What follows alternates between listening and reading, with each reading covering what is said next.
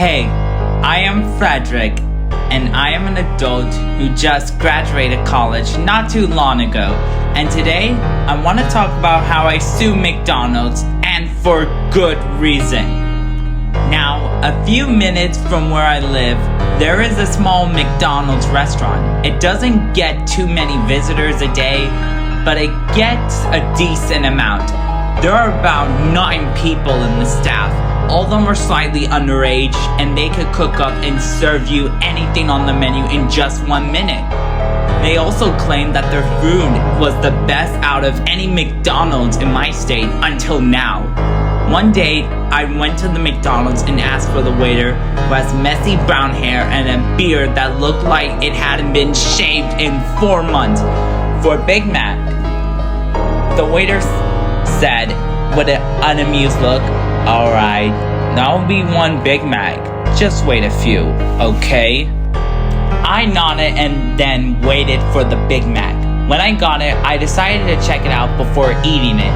So I checked what was inside of the burger. After lifting up the top bun, I saw a bloody Band-Aid and some hair layered below the Band-Aid in it.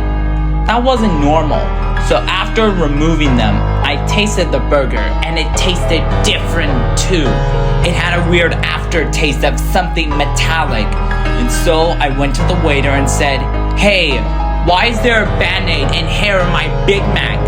And why does it taste weird too?" The waiter, however, did not stir. Usually the waiter would explain why the order was like the way it was, but here there was no explanation as to why the Big Mac ended up the way it did. I decided to throw the Big Mac out and go home. I want to sue McDonald's, but instead I decided that I will investigate the staff rooms and cooking areas to see if there was anything off in there. That night, I drove over to the McDonald's and saw that it was closed. I then remembered that it wasn't an open 24 hours restaurant. You'd think I wouldn't prepare to go into the McDonald's without being arrested, but I was prepared. I brought my flashlight and a sweater since it was usually cold where I was at night. Once I got in the McDonald's, I turned my flashlight on and checked around. I noticed a cabinet that looked half open, so I opened it and I was met with something horrifying. There were 2 jars, both large in size. One of the jars was filled with hairs of all different colors that were labeled with a black Sharpie and simply read, "Hair." The other jar was filled to the brim with Band-Aids. It was labeled "Used Band-Aids" we found on the side of it. I wanted to gag profusely after seeing this. Is that what they put on my food? What restaurant would profusely put hair and Band-Aids into people's foods? Did this McDonald's hire sickos? Those questions filled my head as I checked another cabinet. The second cabinet made me gross out even more. There was a jar full of a red sauce, which looked like it was probably mixed in with ketchup with slime-like texture. Then I read the captioning, said in black marker, "Bloody organic ketchup."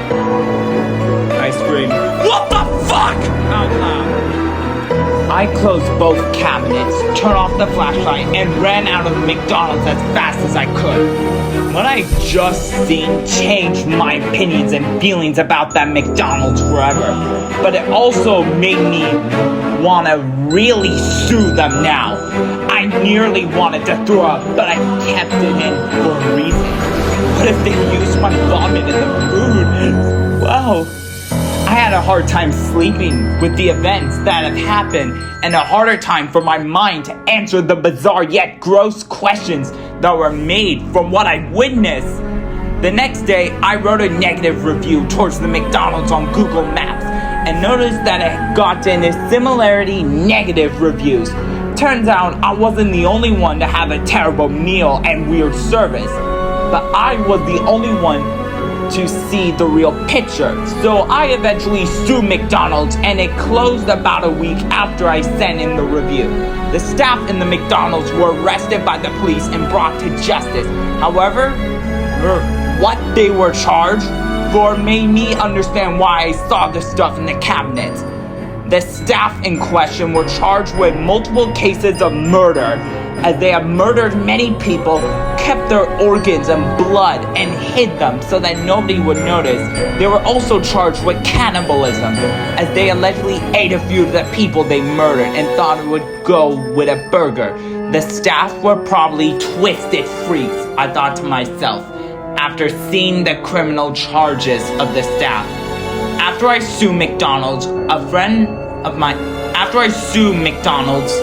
few of my friends came to my house to leave me gifts and thank you letters for doing the right thing. Although we didn't have a McDonald's nearby anymore, I, an average citizen, was happy that I sued McDonald's the right way, rather than suing them the wrong way for having long wait lines and not getting your order right like most Karens will do. And that is how I sued McDonald's.